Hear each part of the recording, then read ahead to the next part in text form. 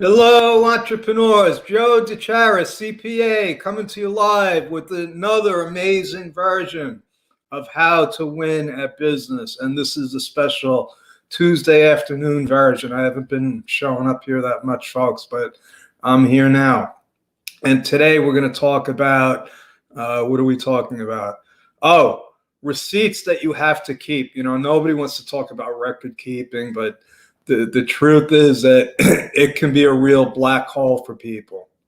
And that's why if you're watching live, I'd like you to give me a hashtag live. If you're watching the replay, give me a hashtag replay. I always invite people to book a free chat with me. I love talking about business. If it's about taxes, if it's about, I've had people connect with me to ask me about how I do these Facebook Lives. And you know, it wasn't easy, just like anything else. And starting a business and running a business isn't easy either. So what I do here as a CPA, as a financial advisor, as a teacher, I try to educate entrepreneurs on the real things that need to be done to run a business. And one of them happens to be record keeping. And I'm an expert at it. I could tell you right now, the way I do things is probably unique in a lot of respects on how I do it. I have a good friend, Craig Duswalt, who is off the charts with his record keeping. I think he has a book of records on all the different records that he's keeping and where they are, and so he could put his finger on them. I don't go to those extremes, but what I do is I save the receipts that I'm required to save by law that are going to back up what's on my tax return. And more importantly, it's best practices. I mean, if you're running a business, you need to have an organized system. And somebody posted on Facebook this morning, I'm not going to mention any names, but the question was, if you could learn anything, what would it be?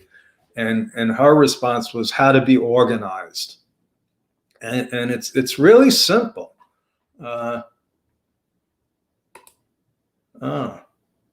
not going to the Women's Entrepreneur Network, so we'll have to do this again later. Anyway, that's why we record these, and then I'll just upload it again. But back to the receipts.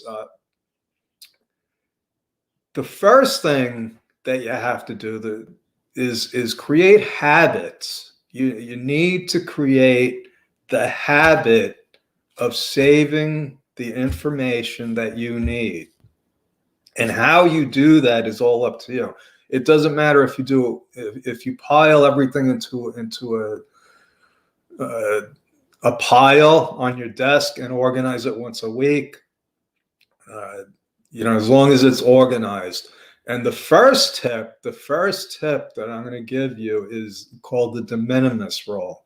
And what that is it says that anything under $75, you do not have to keep a paper receipt for. Okay. This is like an unwritten rule. You'll never see it anywhere. But that's just the way it is. It was called the Cohen rule. It used to be $25, and it was based on a tax court ruling back in like the 30s, I think, or 40s, where this entertainer didn't keep all his receipts, but he could show that, he traveled, he stayed at hotels, and he just by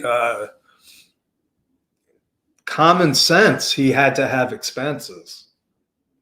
So that's the first rule, unless it's from meals and entertainment. Now, meals and entertainment, believe it or not, they want all the information. Who did you talk to? What did you talk about? If you look at the if you have an American Express card, when you sign it, if you still do that, it might be all electronic now, but on the back of the receipt, they have all the information that you're supposed to keep. So that's that, any meals you're supposed to document. Now, the way I document it is through my calendar. See, that's another thing when it comes to record keeping. The IRS cannot force you to have a paper document to prove your expenses. Sometimes things happen. I had a client that all his records got destroyed in a flood. Okay, fires happen, records get lost. So there's other ways to show that you spent the money. You can introduce affidavits. You can show pictures. What the law is, when it comes down to it, is that you have to prove, you have to show that the numbers on your return are accurate. So I have an audit going on right now. A client came to me, and the facts are so obvious, and the auditors are not allowing the deductions, and so I have to submit, a rebuttal and put it in, a logical order so that they could see, hey, this is what happened. They didn't do things perfectly on the return. They didn't present it, perfectly, but it's all legitimate. So, that's it on what you have to keep. Now, also, how long do you have to keep them? Which is another issue. So some records you should keep forever.